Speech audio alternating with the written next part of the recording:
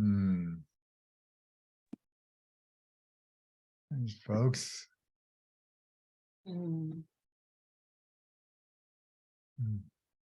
Welcome. Hi, Rob.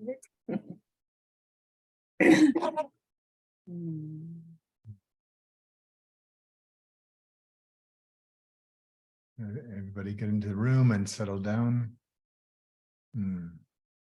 Find your seat. Get your coffee.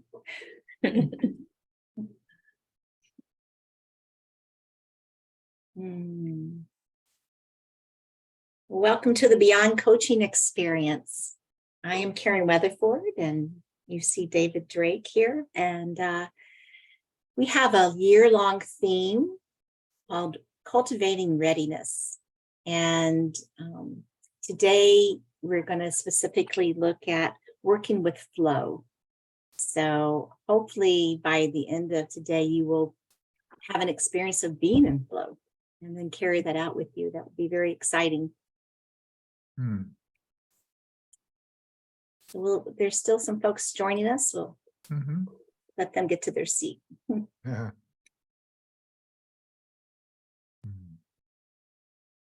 And while we're waiting, does anybody want to check in and say hello from where you are in the world? Anything that you'd like to share? Or yeah. And you're welcome to put it in the chat or raise your hand. Hi from Calgary, Canada. I'm going to take the video off because I have to have some lunch. Okay. Otherwise, we'll be just coveting your food. So Yeah. That's right. Yeah. We'd be requiring you to share, and that we know how that goes. Oh, and Lynn's in Sunnyvale. I grew up in Saratoga and actually worked in Sunnyvale before I moved to Portland. So yeah, great. Anybody else want to check in, say hello? Sharon's calling from Maryland. I'll check in from Atlanta, and also about to mute my video or turn off my video to eat. Okay. Just now getting to breakfast, so. Oh, we need you to eat. It's been a long day already. Okay. Well, enjoy your breakfast, Robert. Thank you, Dave. Anybody else want to say hello? All right. I see them sort of trickling in on the chat box as well. All right. So I'm going to put up the slides so we can share a couple of things together as we get started. So. And this is a 90-minute session. Yep. So just to remind yourself, and if you do need to leave, just put a note in the chat. And if we're working with breakout rooms, we'll know how that all works. So we appreciate that as well. So we had such a great time in January on our session on readiness. And I realized, so much of life is like popcorning things. And I thought, what would it be like, sort of a novel, almost like pre-pandemic activity to actually stay with one topic for a while. And so we're going to move through a variety of topics from mindfulness to warm data to a few other things over the course of the year to deepen our understanding of readiness. So I want to just talk to you very briefly about what that topic means and why it's an increasing part of our work, but also then why I chose the topic of flow. So I'm working on a major project for the Institute of Coaching at Harvard, looking at coaching competencies. And one of the things I've sort of discerned over the years, having been in coaching for about 25 years, is that we end up spending a lot of our energy talking about the wrong things in coaching, in the sense that they don't have a lot of impact on the actual outcomes of coaching. And it's a lot of obsession about ourselves as coaches, when in reality, the quality of our being as a human is important, but our methodology doesn't really have a big impact, and a variety of other things don't. What is almost never talked about in coaching and other kind of spaces, but certainly in coaching, is our efforts to enable the client to mature or to evolve or to awaken, to be able to have it be possible to act on what they discover in coaching. So in my own practice, I've shifted a lot more of my own focus away from my coaching to their readiness. And in that, the question that I'm going to ask you at some point in a minute or so is that if I do that, then I have to be willing to be ready myself to show up to who and how they are. And so I want to make an important distinction about readiness. This is not readiness like packing for a trip of, did I remember everything I'm going to need because I know exactly where I'm going and exactly what I'm doing. This is not equivalent to preparation, although there is some preparation in this. Readiness is more of a mindset or a mental state that allows us to be ready, to be grounded, to be settled, to be awake to what's actually happening in front of us in a session, and inviting the client to do the same. So that no matter what emerges in the moment, we're actually able to meet that. And one of the pieces that's become then really important to me in that, which relates a lot to why I chose to talk about flow. So, we're most familiar with the idea of flow from Mike with the very long last names, legendary work on flow. But that's not what we mean here per se. So it's not like we're creating flow or that we're inviting the client to find flow. I'm like the photo on the screen. I'm going to propose that the flow that we're asked to be in with the client, the readiness that we're asked to take on to prepare for this, is really the flow that already exists. And so I'm going to say this again in a few minutes, but for me, the ultimate piece about flow is our willingness to be with the what is that we encounter. And so the readiness sometimes means that we'll be caught off guard because what is unsettling or uncomfortable or sparks emotion in us or seems overwhelming to us or whatever it is. And rather than try to focus on how do I help this client get somewhere, because there is no somewhere to get to, how do I help them be aware of and awakened to the flow that's happening as we're speaking, as they're narrating, as we're experiencing? How do I get them to show up to the what is to the best degree possible for them at that point in time? And how do I meet them there myself and do what I need to do to make that happen? And then what becomes possible when I surrender to be in the flow? All right. So I've got some of that here on a slide for those of you who are better like me or better readers than listeners this way. But this is the key question. What is the client ready for in this moment? And are you ready to meet them there? So a couple of distinctions, and then I want to give you a practice of this for yourself and hear some more about what interests you about this topic.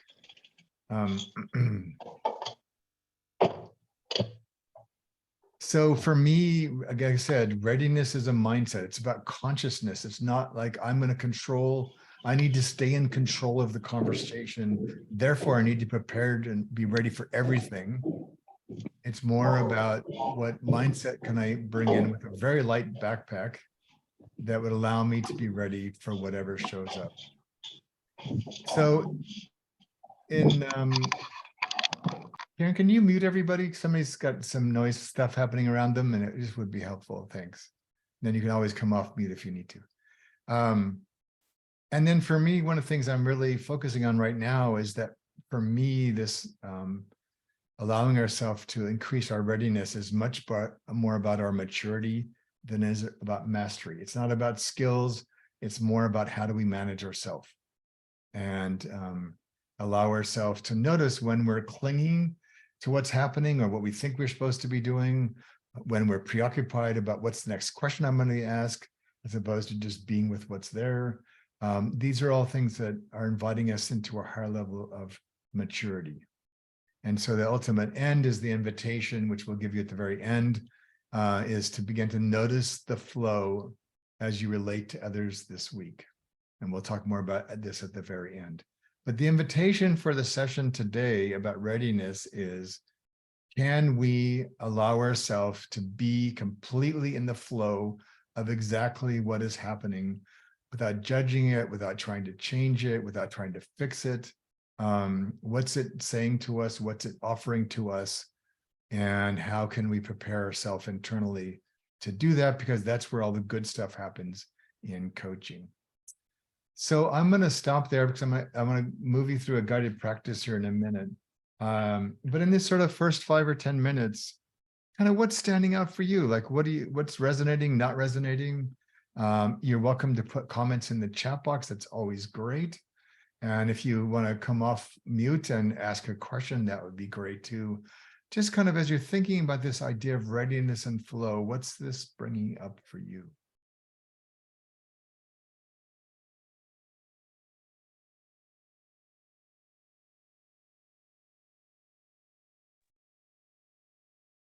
And I'm going to take us off shared screen for a minute so we can see each other. Then if it makes it easier. What's coming up for any of you? Rose? Rose, yeah. Yeah, I think what comes up for me is under what circumstances that feels really natural, Mhm. with what kinds of clients, with what kinds of issues. It feels very natural to go into that place with somebody, and under what circumstances and in what situations I find it really hard to maintain my own center, Yeah. where I feel like really pulled into their dynamic, and I have a hard time being both empathetic and yet standing apart from. Yeah. And can you think of a recent example where that happened? Like, what kind of things do you find that more challenging? Yeah, the example is with a particular client who is so clearly overwhelmed, hyperachiever, all of her signature strengths that she's leaned on so heavily are sending her over the brink. And her anxiety about it, I find really difficult to observe and not get caught up in. I can just feel it's like viscerally through the screen. And Mhm. what does that bring up for you when you experience that for yourself?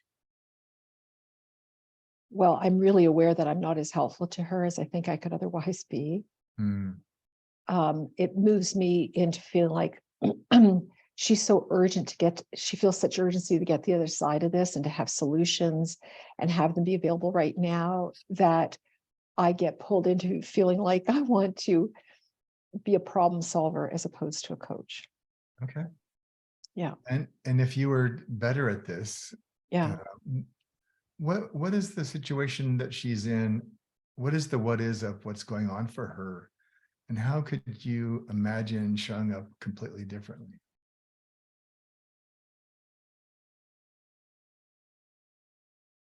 I don't know how to answer the first question.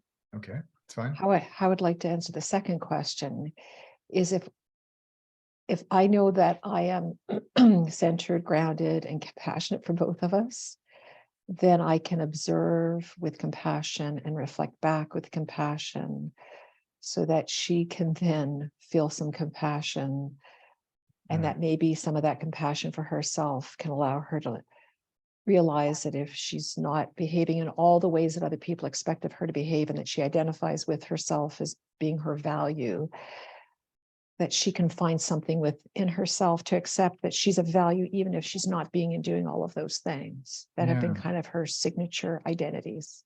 Yeah. And so by showing your ability to be with the what is of her distress, you can invite her to do the same for herself. Ah, Yeah. yes. Yeah. Yes. So, yeah, so part of it is just noticing. So like if you were to give this woman the world's best advice and for people in this situation, or somebody that's vibrating at that level, she's not going to be able to hear that most likely, let alone act on it. So part of it is perhaps just helping her to notice herself, Mhm. pull her back to her own experience. Like, what are you noticing about this? You might even say, hey, this is like really stirring me up. I'm wondering how this is for you. What are you noticing about your experience right now? Mhm. Yeah. Mhm. Hmm. Yeah. So part of the being with what is and being in the flow is it helps us discern, going back to that core question, what does this person need right now? She doesn't need new strategies. She needs to know what's happening for me, that I'm keep moving myself into this energetic state. Mhm. And to be, so yeah. Thank you for sharing, Rose.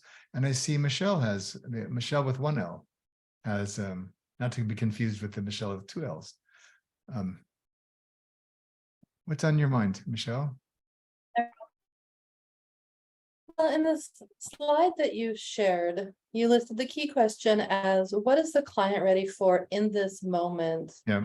And I find myself stuck in, a lot of times when clients are presenting with something unexpected or really high energy, as the story was just shared with us, I'm thinking of a particular client, but they're not always able to discern for themselves what they might be ready for. Right. So, but again, I don't want to, if you're really in the flow, there's a sweet spot where you can intuit a lot. But I also don't want to lead a client towards something I might think they're ready for, that isn't what they're looking for at all. Like, how do you navigate that, finding what they are ready for in the next moment? So one of the things I've been exploring more and more is the limitations of words and the limitations of asking clients, to your point, Michelle. So what is it you're feeling, or what is it you're wanting? And most of them don't know. Otherwise, they would have already dealt with this, right? They don't. Right. And so they don't have words yet. So I don't ask word questions. I have them notice often more their experience. I might look at gestures they're making. Maybe there's a metaphor that we can explore kind of out here. I don't tend to say, this is what I think they're ready for. I can't know that, and it's not mine to know anyways.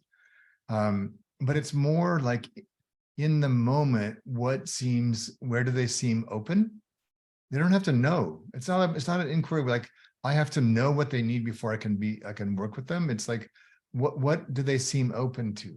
Like, okay, so this person might just, they have some nice images for what they're describing, but they don't have a lot of words. Great. We'll just play with one of the images, trusting that they will find their way to language when they're ready. And oftentimes I find for any of us as coaches, we get eager to try to go somewhere. So a client will have an insight. We're already operationalizing it within minutes. Hey, hi there. Oh. Hi. I'll mute Tom. There we go. They've just had this epiphany like 2 minutes ago. They're nowhere near being ready to do anything about that. So when I'm going to get them to settle into that new awareness, to feel it for themselves, to imagine what that's like. And so it's more, we observe, we mirror what we see, we invite them to notice themselves. We call out small pieces, which might give us a clue, not because we're not looking for the magic golden key of I'm ready for A. And it's more this felt sense of there's an opening here to go to this place that we observe either in their sharing of their experience, or we just observe them physically as we're coaching them. All right, thank you. You're welcome. And Robert, I'd like to get us into our practice. So we'll pick up your question in a few minutes, okay? When we come back around. All right. So here's what I'd like to do. This is one of my favorite.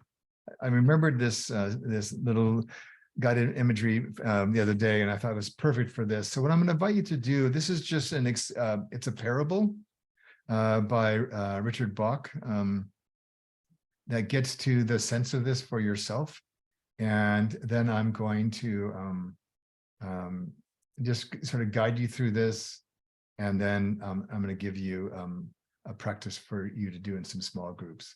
So if you wouldn't mind just closing your eyes and sort of allowing yourself to relax and settle into this experience, it'll help you actually just let go and participate in the guided imagery. And I just take a couple of breaths and just sort of settle even deeper.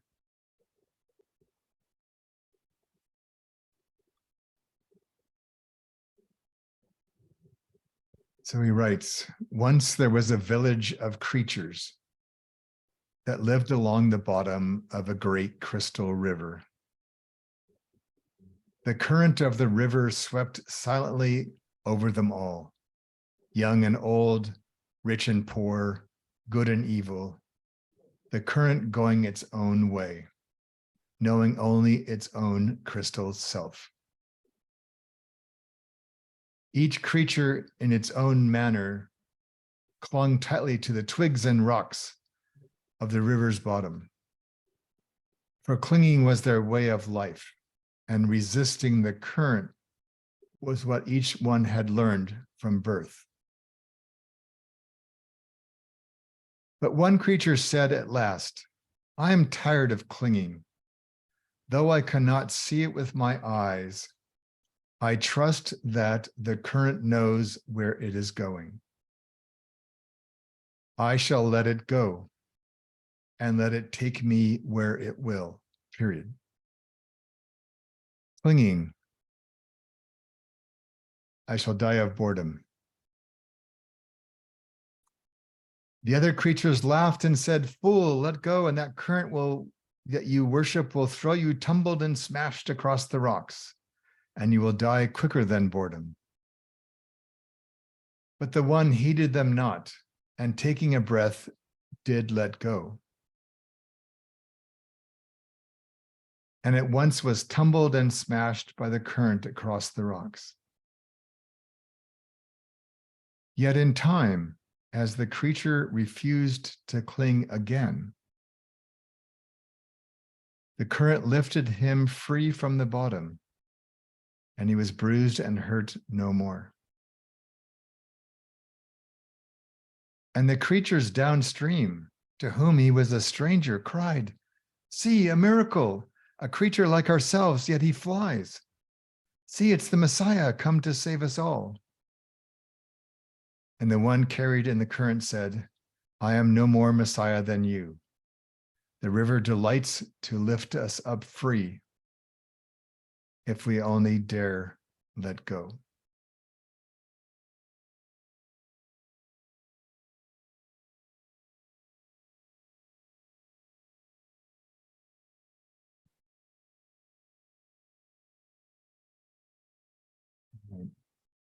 So Karen, if you could create some breakout rooms for 15 minutes, that would be great. And then I'll bring the group to get ready for that. And how many do you want in each? 2 or 3. Okay. Yeah. And 15 minutes, I'm sorry, you said? 15 would be wonderful. Okay. Yeah. So, yeah, I'll stop there for a minute. So what I'm going to invite you to do in your small groups is 2 things. I'd like you to each check in by having somebody in your group ask you how you are. Just say, how are you? And then I'd like them to ask you again. And just for 2, 3, 4 times, to just check in with yourself. How am I? And once you've gone around that way, just to introduce yourself, take some time, what you have left over, and just share what came up for you and following along with our adventure of the creature at the bottom of the river. Okay. All right. Are we ready to go, Karen? Almost, we had a special request, so let me just make sure Okay. I can honor that. Great.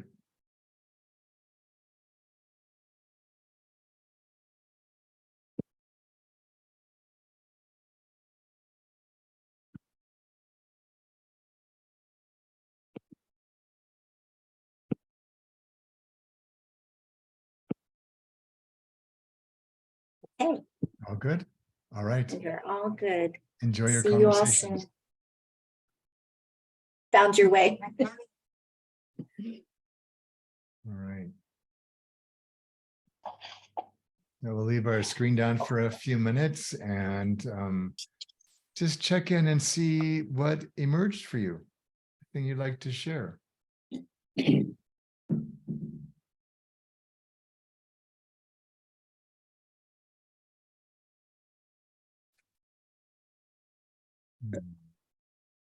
Robert. I'm usually eager to share. Okay.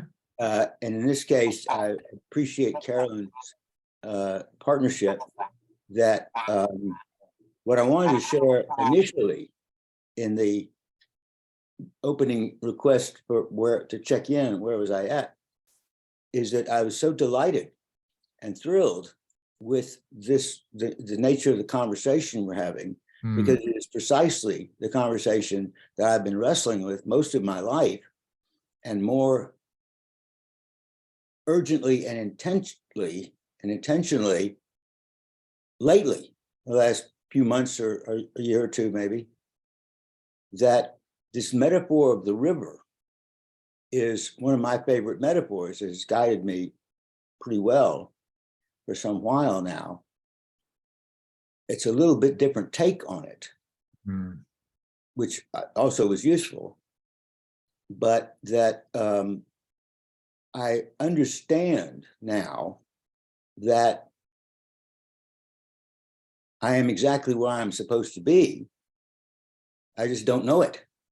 Yeah. My job to recognize A, that I don't know what I'm doing, and B, there may be another option that would be more helpful or more useful than what I've been doing all my life, that I know how to do, that I'm certain and sure that I'm right in, and that makes total sense to me, except it does not give me a life I love.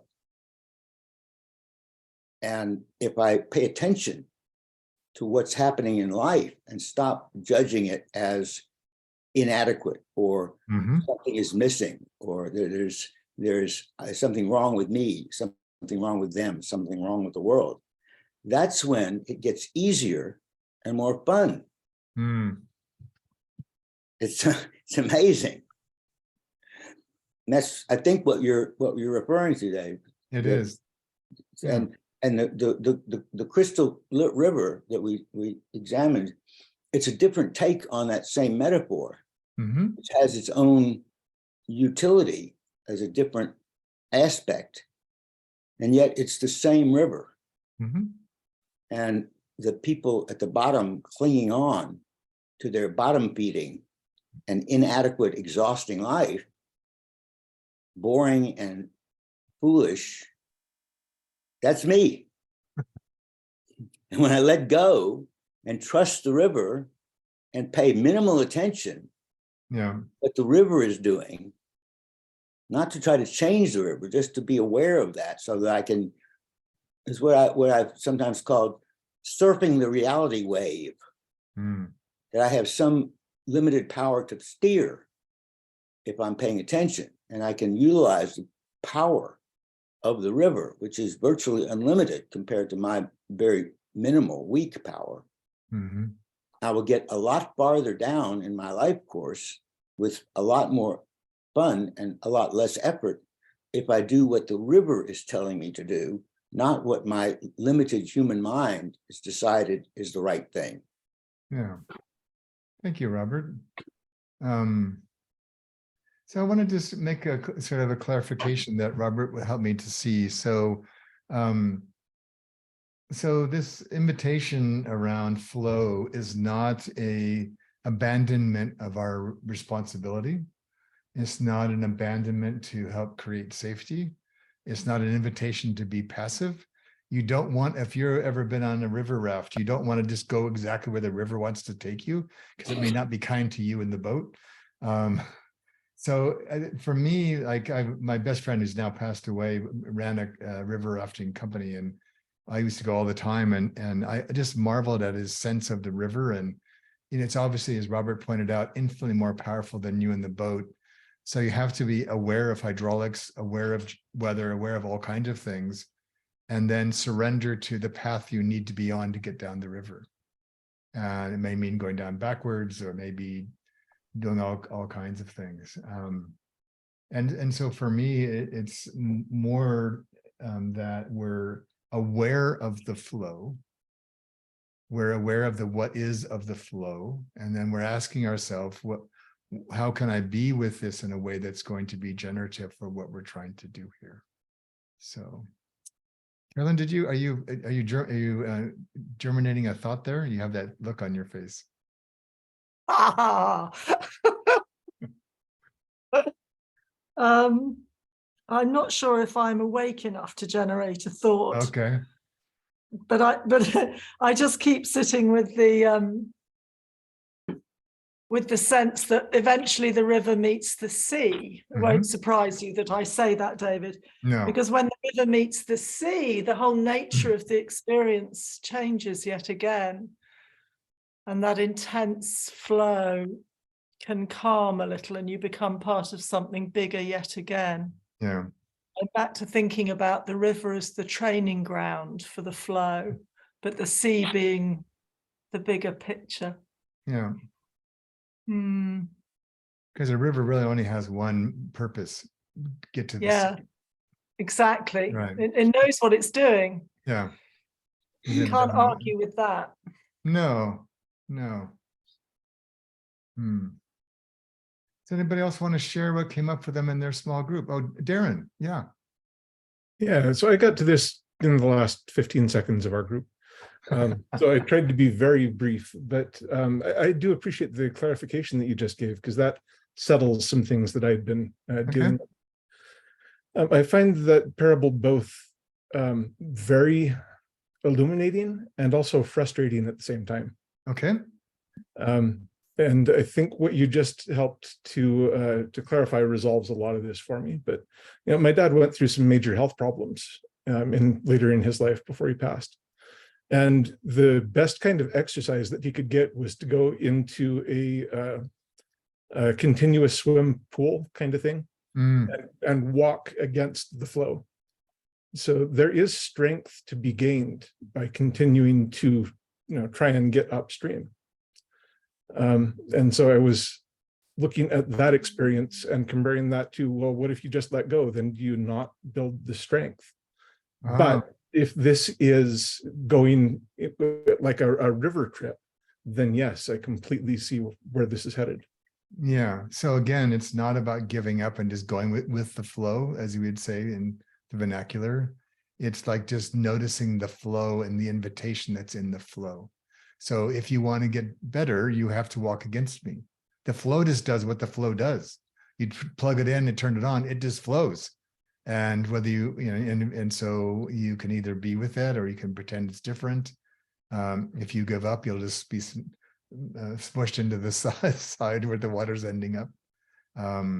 So the flow, we see it literally going in a certain direction, but if you look at it as a metaphor, it's just trying to invite us to, so often in coaching, because people come to coaching with an expectation or a hope or a fantasy that they'll get somewhere different than they are right now.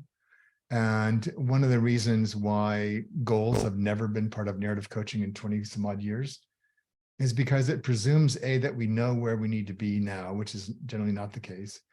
B, we assume we know how to get there if we just work hard at it. And C, we feel like therefore we need to be really earnest in helping make that happen. And so my invitation is in our coaching work is to help people pay better attention to what they're already noticing, as a way for them to discern for themselves, what is it I need most to do what I need to do. And so like for your dad, good on him to be diligent enough to find something that worked for him.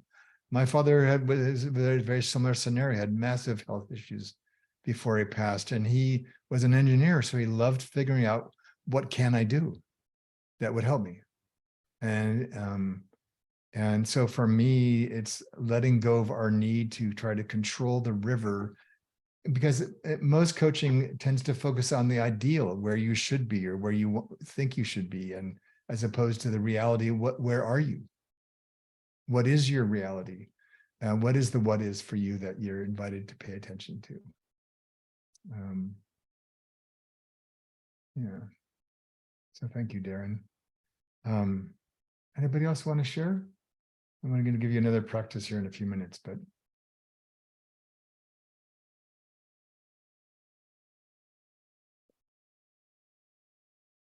Okay. All right. I'm just to show you a couple more slides just because I like doing that.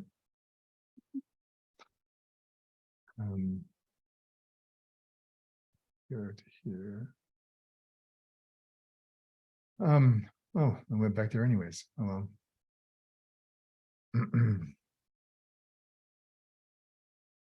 I'll let you just read this.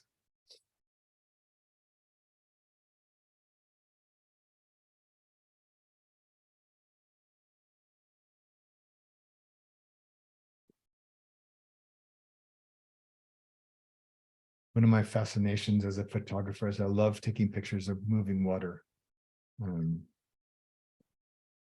So for me, that Steve's a well-known writer in the Buddhist space, and so part of it is just note. My invitation to you as you kind of leave today and kind of go forward with this idea of flow is just notice where in your coaching you've noticed you're giving more effort than is required. Where the client is coming to you for coaching because they want to be in a desert and you find yourself recognizing you're actually on the top of a snowy mountain. Where you're trying to change the direction of the wind or have the sound be more pleasant, or just sort of notice places where you effort trying to make the what is be different. And it doesn't mean that there's not change aspirations in coaching or that you can't make things be different. It's just for us in our approach in narrative coaching in particular, our primary role in the beginning is what we call situate, which is to be with what is. So this is, I'm not saying this is all of coaching or this is the only way to be in coaching. I'm just saying this is a skill that many of us were never trained in and is often underutilized or underappreciated in coaching. And a lot of what we're doing in the beginning of coaching is helping clients accept themselves, to love themselves more, to be more present to themselves. And if we're going to, if they're going to have any hope of getting to a new story, it always starts with telling more of the truth about the current story. You can't change what you don't know and can't say. So that's sort of this. I always like to think of myself in some ways using some of these analogies of a leaf falling from a tree. A tree doesn't, a leaf doesn't start to fall and go, oh, I'm going to land in that puddle over there. I think I'm going to change directions. Right. And so again, it's not about being passive. So you have to be careful not to take this so literally. It's more about just how the felt sense of this is what we're kind of aiming towards. So I've put this just a couple of key points just to kind of summarize this together. So this is called the Beyond Coaching Experience, and all these sessions are about imagining what's beyond the way we traditionally think about coaching. So I think one of the very first, I think it was the first article I ever wrote in the coaching space anyways, academically, was on this field we called relational flow. Ironically, it was two of the women that founded the Institute of Coaching in at Harvard were actually co-authors of the paper with me. So has a lot of fun memories. But I just want to, this idea of relational flow, like what's happening in the relationship in coaching? What are we noticing about the energy of the relationship? How are we showing up? How can I be in the flow of what's actually emerging as the two of us talk to each other? There's a great piece in Steve's book about, there's a famous sort of Buddhist analogy of that the purpose of a raft is often to get you across the river, but the raft is not the point. And what happens for a lot of us is we end up dragging a whole host of rafts behind us, thinking that we need them.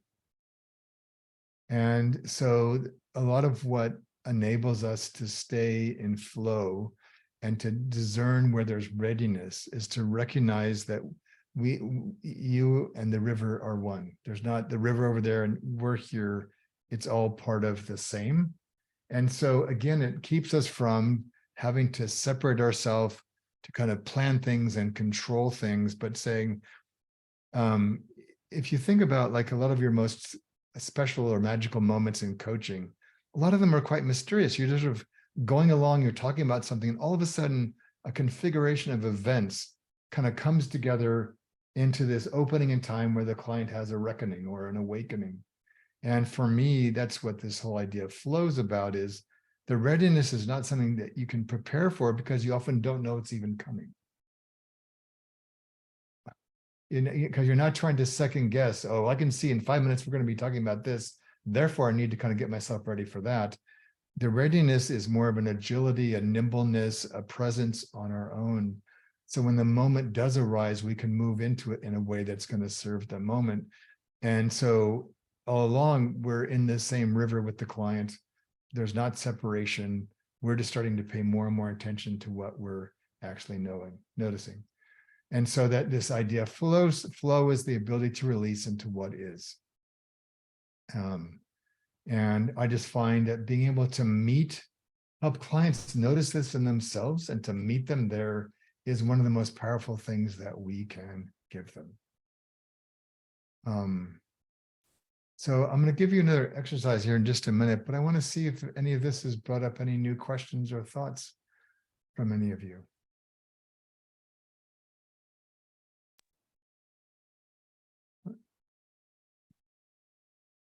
In terms of what's landing for you as you think about your own practice.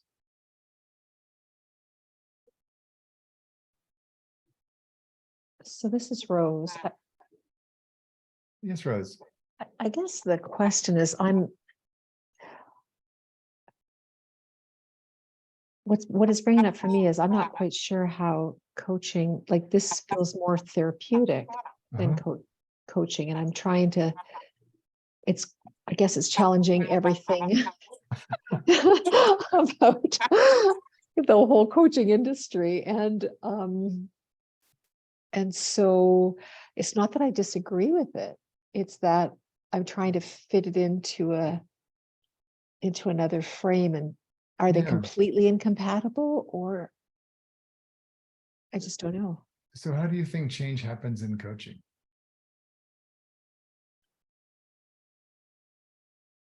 Well, I'd say that I've experienced therapy more than coaching, and I know how it happens. Okay. And this feels more like that.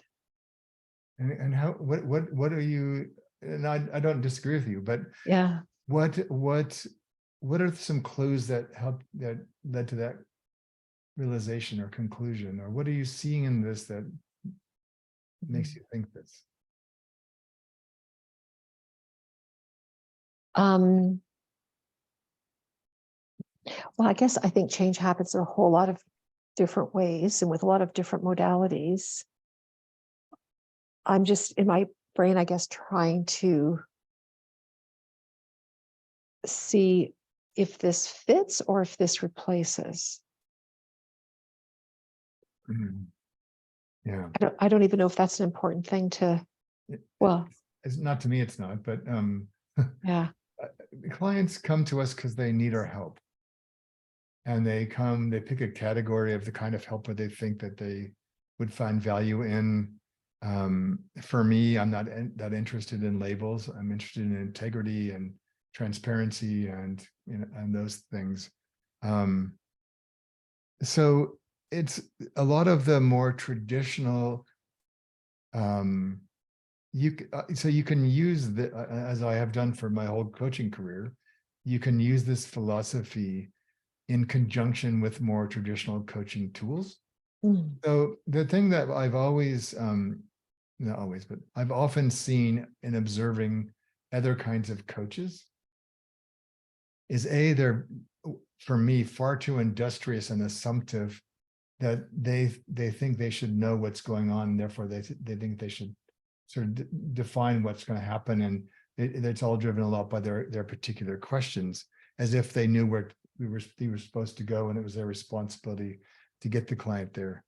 But for me, so what I observe is that they overlook the vast majority of the richness of what's actually happening for the client, because they've latched onto one piece and they're trying to move it somewhere. Mm. So this is a way for me to slow ourselves down, to notice what is actually happening here. And I find most coaches just rush right by that. They want to get to an action item Mm. or something to resolve. And I've been at this long enough where I'm just really profoundly humble.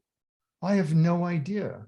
Matter of fact, I've let go of the need to have an idea of what I think is happening. Now, I do anyways, because I've been at this for a long time. I have good senses of things, and sometimes that can be helpful down the road, but I try to come into every moment as much as I can with a educated beginner's mind. Like, I don't know what's important here yet, but you start to then notice, like, the client keeps coming back to a word, or they keep repeating a gesture, or they're continue to be annoyed at one of the characters in their story. I don't know what that means yet, and I don't need to know. But I can start to recognize there's a flow of energy here, that we're in some kind of dynamic together where there's something that wants to reveal itself to us.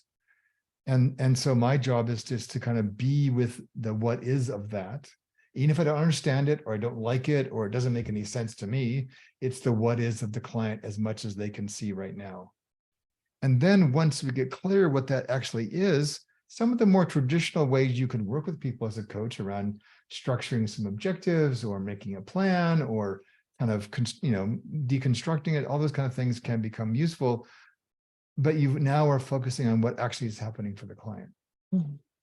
Not what their initial story. Many coaches get caught up like fish. They bite the best worm that swims by, which may or may not be useful at all. And so I've just found that it's a spiritual practice, and I use that word with a small s, to allow ourselves to be patient enough to let things clear, to reveal what are we actually supposed to be spending our time on, and not leap at the first thing that sounds interesting, which is almost never, ever the real issue. That was so helpful. Thank you. And thank you for asking. And I appreciate your honesty. And yeah, so yeah. And Tom wrote in, presumptive and busy, guilty as charged. So there's a lot of commonality in what you brought to us, Rose. Thank you so much. Yeah. And Tom. Yeah.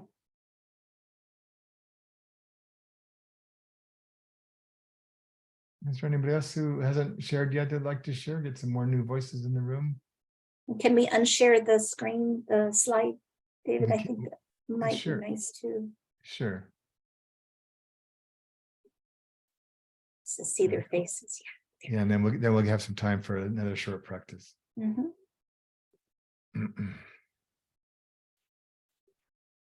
I'm not, this is Michelle. I'm not a new voice, but That's okay. my primary profession is a massage therapist. I've been doing that work for about 20 years. Okay. And what I do in my practice there reminds me of what you're talking about. And a lot of it has to do with, the one thing I do that is different is that I take time with people, and I sit and I treat my clients. I inquire of them. So the goal for me is my thought process is that they already know what's happening in their body, and they already have a good idea of what they need or want. So my job is to create a place where they can explore that and share it with me. And sometimes that just takes some time. And so again, it's a place where I already have practice, not trying to make something happen or fix something. And I'm feeling like, listening to you now, that I can take that mindset I've cultivated in my first career and bring that into coaching in the same way that is nurturing and allowing and spacious for people and respects what they bring. and gives a lot of room for like, if we need to pivot, just let me know. Yeah. Yeah, and for me, often there's an implicit lack of trust of the client in the way when we over effort our coaching. And the client is by far and away the most significant variable as to whether there's going to be success from coaching. And there's a lot of talk about client-centeredness, but most coaches don't give clients enough credit to activate the healer in themselves. And so you would know this from I love getting massages. And one of the things I look for is, will they meet my body and let my body speak to the masseuse, not just the masseuse do work on me. So it's a dance between the two, right? And you're having this conversation. And if it's somebody just performing a task, I find that the massage is not very satisfying or effective. So it's the same. It's trusting the client, meeting the client, working with them to see what's trying to happen here. And oftentimes, as you would have, I'm sure, found 1,000 times, some of the best massages I've ever had have been a surprise, where together you discover something that you weren't aware, like, oh wow, there's a massive pain right there in my body. I wasn't even aware I was carrying. And so anyways, that's a great, I think it's a great parallel. Yeah. I think another interesting thing quickly is that clients routinely thank me for giving them space and time and inquiry. And that shows that they value that as well. Yeah. Great. Carolyn, were you raising your hand? She is. Yeah, that was really nice to hear that, Michelle. I appreciated that as someone who works with bodies too. And I'm just struck by how in body working training, there's a lot spoken rightly about ethics of touch. Mm-hmm. And there's a lot of discussion about not pushing in, that you might have a conversation at a level with a body, a system. You might not even touch them actually to work with them in some modalities. And that we're really thoughtful and attentive to the question of pushing. And we don't talk about that in most coaching circles. No. This is not in the ethics documents, right? No. And it damn well should be, in my opinion, because Totally. to push in, it's abusive, it's invasive, it's not helpful. And the way Michelle's really acknowledging what's happening for her clients feels so much more ethical. Yeah. Great. Thank you. That's my piece. Great. Thank you. All right. So I'd like to just put the screen up just for one more slide.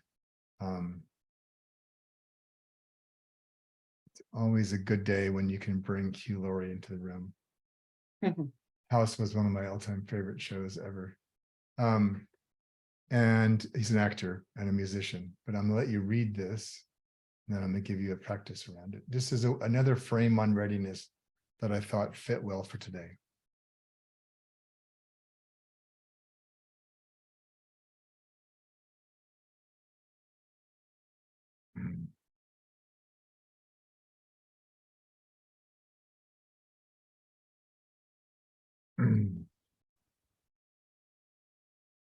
And this man's an extraordinary actor, an extraordinary musician.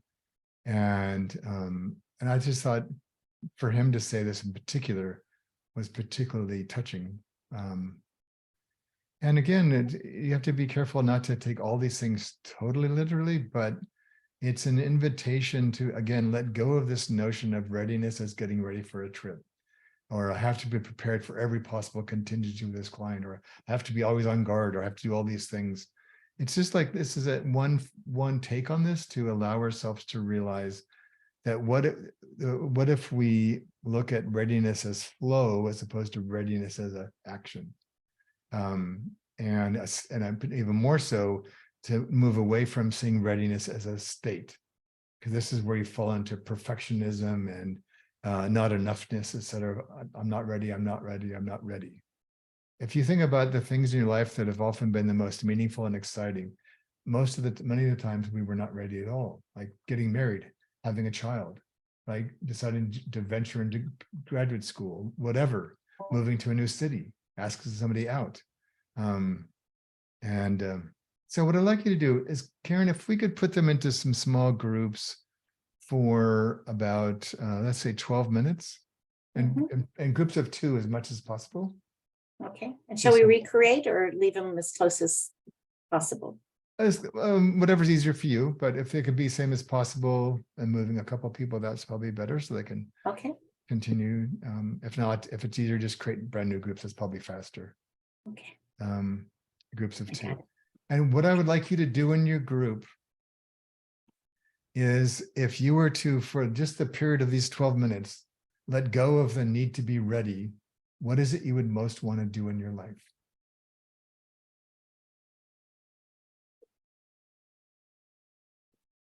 Any What- questions before we break out?